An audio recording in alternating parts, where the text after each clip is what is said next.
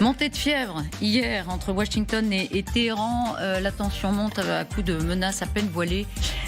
C'était l'escalade. On a eu vraiment le sentiment d'un embrasement entre les deux pays. On va voir ça dans un instant avec vous, Valérie Nataf, le général de Bavinkov, Ariane Bonzon et Gallagher Fenwick. On écoute d'ailleurs la réaction, toujours sur LCI hier, de l'ambassadeur d'Israël aux États-Unis, Michael Herzog, frère du président israélien, qui s'exprimait hier soir. Écoutez. Nous leur disons simplement, ne nous menacez pas. Vous avez beaucoup à perdre. Vous ne nous dissuaderez pas. Nous nous battons pour notre foyer et nous ne nous arrêterons pas. Ne lancez pas de guerre totale contre nous. Nous allons détruire la machine de guerre du Hamas. Nous ne nous laisserons pas dissuader par l'Iran. Si vous essayez de rentrer dans cette guerre, vous en paierez le prix. Voilà, c'est direct. Les mots sont forts. Si vous essayez, on pense qu'il parle à Téhéran d'ailleurs, directement, à l'Iran. Attention, si vous mettez un doigt dans le grenage, plus ou moins directement, vous allez me dire d'ailleurs de quelle façon, nous, on a une force de frappe qui est bien supérieure à la vôtre. Les mots sont forts, hein. La menace est extrêmement précise. Il répondait à quoi? Il répondait au ministère des Affaires étrangères de Téhéran, donc allié du Hamas et du Hezbollah. On l'écoute. Je voudrais avertir les États-Unis et le régime israélien que s'ils ne mettent pas immédiatement un terme aux crimes contre l'humanité et au génocide à Gaza, et la région deviendra incontrôlable. Les conséquences retomberont sur les auteurs et les responsables de cette guerre. Situation incontrôlable. Et regardez ce message du Hamas sur Telegram, la propagande du Hamas et le ministère iranien des Affaires étrangères a appelé dimanche le chef du Hamas pour discuter de l'utilisation de toutes les méthodes pour mettre fin aux attaques israéliennes sur Gaza. Donc on a une double menace. Attention, si vous n'arrêtez pas le génocide à Gaza, la situation va devenir incontrôlable. Nous discutons de toutes les méthodes pour y mettre fin aux attaques israéliennes. Valérie Nataf, on voit là quand même qu'il y a une tension extraordinaire. Oui, mais j'ai envie de vous dire que plus la tension est grande dans les mots, moins peut-être elle existe sur le terrain. C'est une rhétorique connue de tous les diplomates.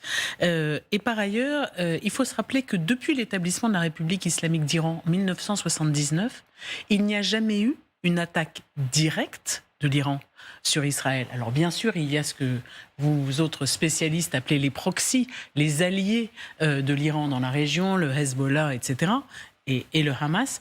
Mais l'Iran n'a pas forcément les moyens de s'offrir une guerre contre Israël et donc contre une partie de l'Occident, les États-Unis et sans doute une partie de l'Europe. Donc vous nous dites que, quelle que soit la nature de l'offensive terrestre à Gaza, parce que c'est cela un petit peu qui est en jeu, il n'y aura pas de réaction iranienne.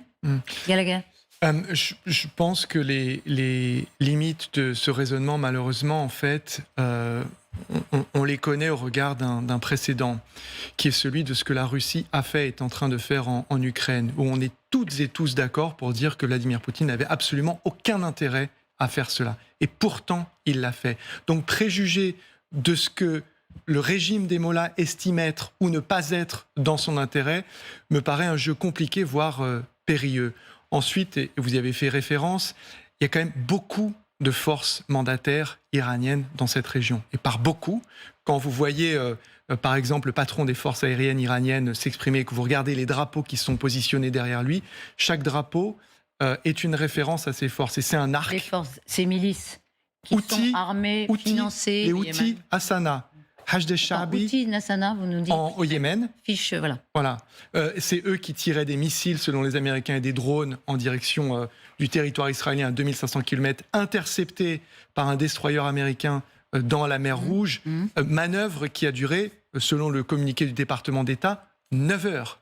Donc, quand vous avez le secrétaire d'État américain, pour revenir à votre question, le secrétaire à la Défense, Lloyd Austin, qui va dans les émissions du dimanche sur NBC et qui prévient la population américaine d'un risque d'escalade régionale, quand vous avez toutes les forces américaines dans la région qui se mettent en état, je cite, de prédéploiement et qui élèvent leur système d'alerte et qui demandent par exemple à tous leurs ressortissants en Irak de quitter immédiatement le territoire, qui demandent au personnel non essentiel à Beyrouth diplomatique de quitter pareillement instamment le territoire, on est à mon avis quand même dans quelque chose de très volatile et difficilement prévisible. On l'écoute, puisque vous avez raison de le citer.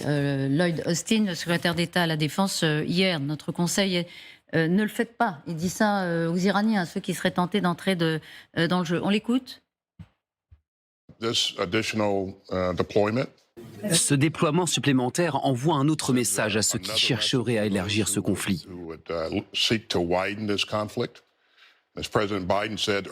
Comme le président Biden l'a dit, et comme vous m'avez entendu le dire, si un groupe ou un pays cherche à élargir ce conflit et à profiter de cette situation très malheureuse que nous voyons, notre conseil est de ne pas le faire. Nous conservons le droit de nous défendre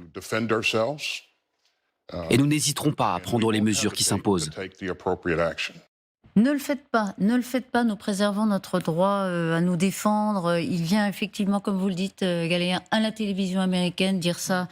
En fait, ce à quoi nous assistons est la perspective d'une escalade significative des attaques contre nos troupes, nos ressortissants dans la région. Nous sommes menacés. Ne jouez pas à ça.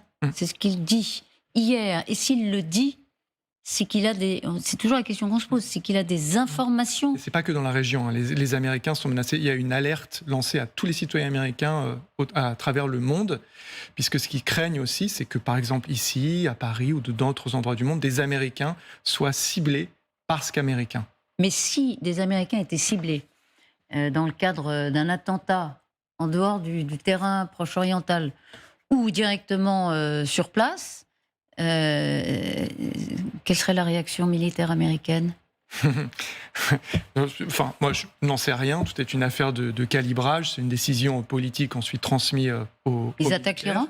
Pardon ? Ils attaquent l'Iran ? Alors, si un citoyen américain est tué dans une attaque terroriste ici à Paris ou ailleurs, je ne pense pas que ça entraînerait le déclenchement d'une guerre avec l'Iran. En revanche, il faudrait, et il y aurait effectivement une réponse militaire qui serait encore une fois dimensionnée par le politique en accord avec le militaire. Alors, avant de poser la question à l'homme de l'art, militaire, Ariane Bonzon. Oui, 2 points. Sur l'axe de résistance que vous avez évoqué, toutes ces milices en Irak, au Yémen, au Pakistan, en Syrie, toutes ces milices, si vous voulez, ont une petite part d'autonomie. C'est-à-dire que, et c'est là où l'Iranien, effectivement, doit occuper un peu le terrain, parce qu'il ne sait pas il faut un peu qu'il arrive à contrôler, et il n'y arrivera pas toujours à contrôler toutes ces milices qui peuvent prendre des initiatives sans s'en référer à Téhéran. Et c'est là où c'est dangereux.